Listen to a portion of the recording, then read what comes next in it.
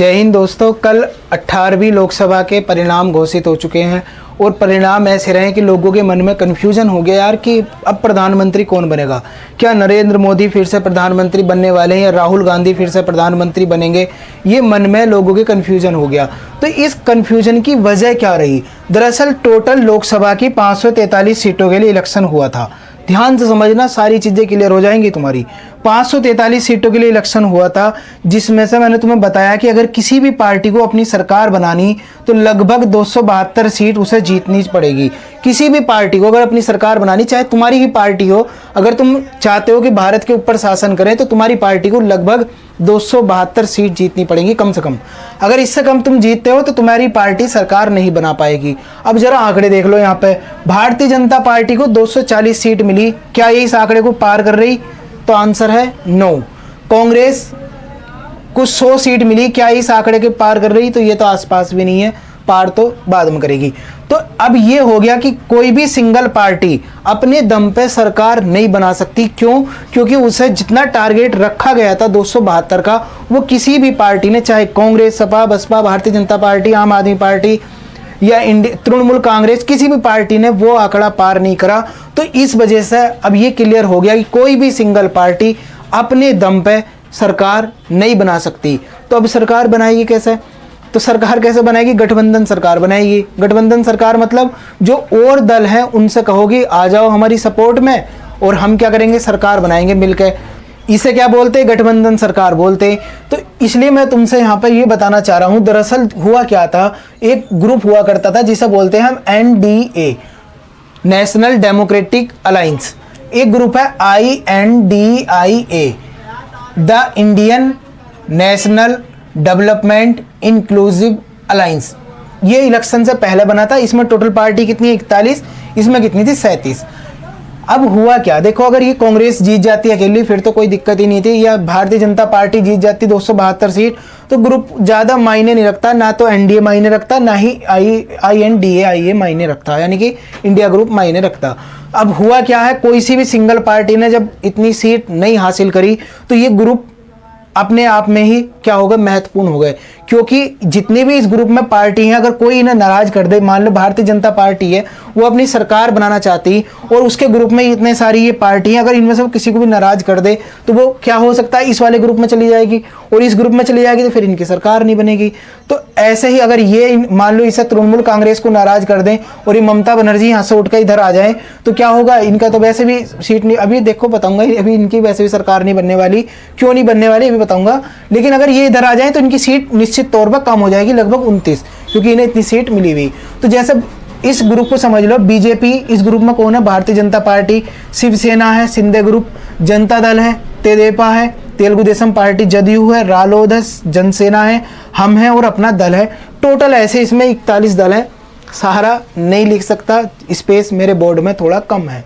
कांग्रेस हो गई, यहाँ पे सपा हो गई, तृणमूल कांग्रेस हो गई, द्रमुक हो गई, राजद हो गई, आम आदमी पार्टी हो गई, झामुमो हो गई, मकपा हो गई। यहाँ पे टोटल 37 पार्टी हैं, लेकिन वही सारी पार्टी में यहाँ पर नहीं लिख सकता क्योंकि स्पेस मेरे बोर्ड पर कम है।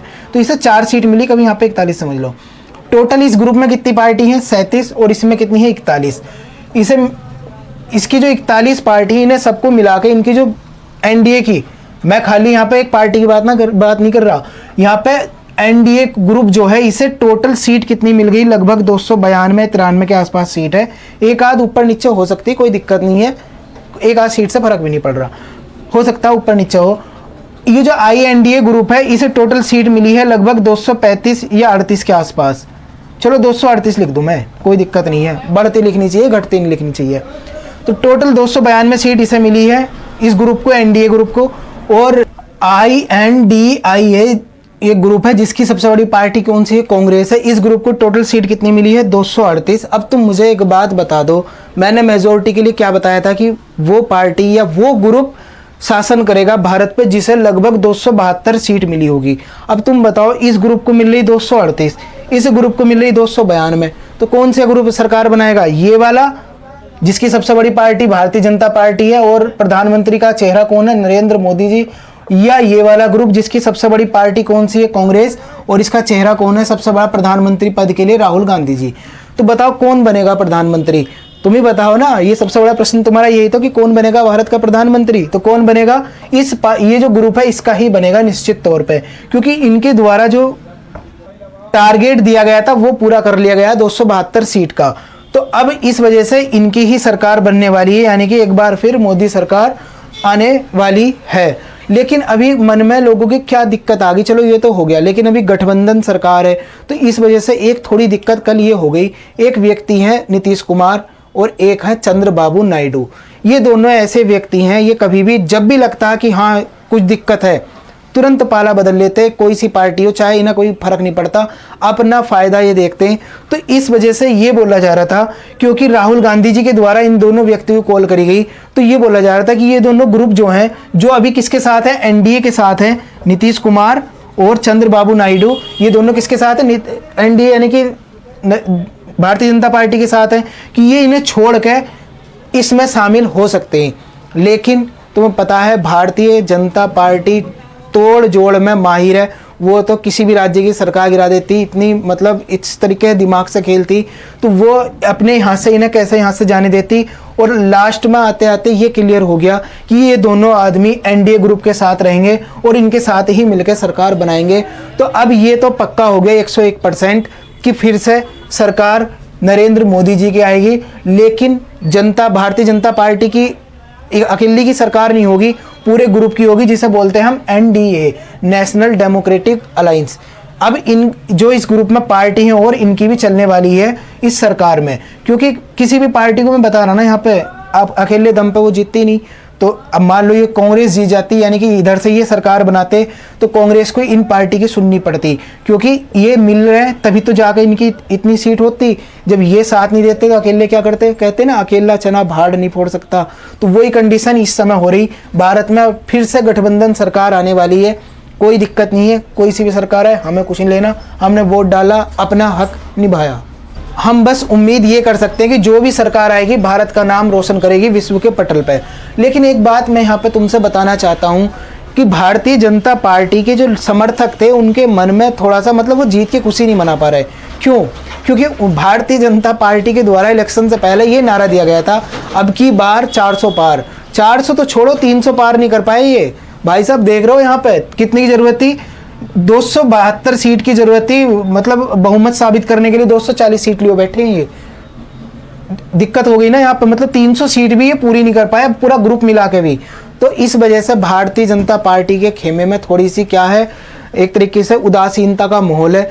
वो अपनी जीत को अच्छे से सेलिब्रेट भी नहीं कर पा रहे।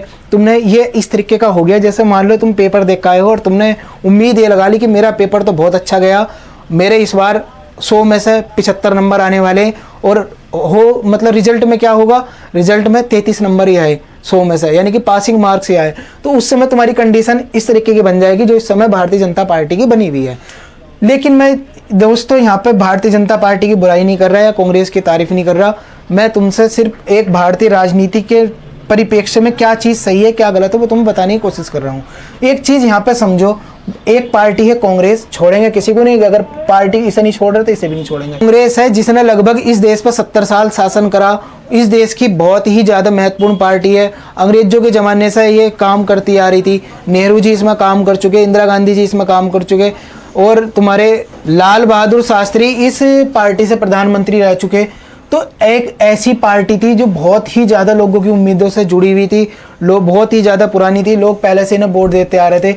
लेकिन अगर तुम इस ग्रुप को ना देखो, एनडीए ग्रुप को, ना ही एनडीए ग्रुप को, केवल अगर पार्टियों की लड़ाई करवाओ या पार्टी को लड़ाई करा, पार्टियों की तुलना करो, तो देखो यहाँ पर भारतीय जनता पार्टी को 240 सीट मिली, इसे मिली 100। सोचने का विषय है कांग्रेस के लिए भी और भारतीय जनता पार्टी के लिए। हालांकि भारतीय जनता पार्टी के लिए कम है क्योंकि मात्र 32 सीट से रह गई है अपनी मेजोरिटी मतलब हासिल करने में। लेकिन कांग्रेस के लिए सोचने का विषय है कि एक बहुत ही दमदार पार्टी जिससे लोगों को बहुत ज़्यादा उम्मीद है, वो मात्र देश के इतने बड़े इलेक्शन में 100 सीट ही जीत पाई। कहीं ना कहीं दिक्कत है, कांग्रेस को सोचना चाहिए, अपना मंथन करना चाहिए, और मंथन भारतीय जनता पार्टी को भी करना चाहिए।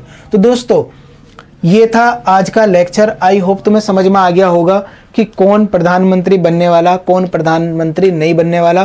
तो मिलते हैं फिर नेक्स्ट लेक्चर में, तब तक के लिए थैंक्स अ लॉट, जय हिंद।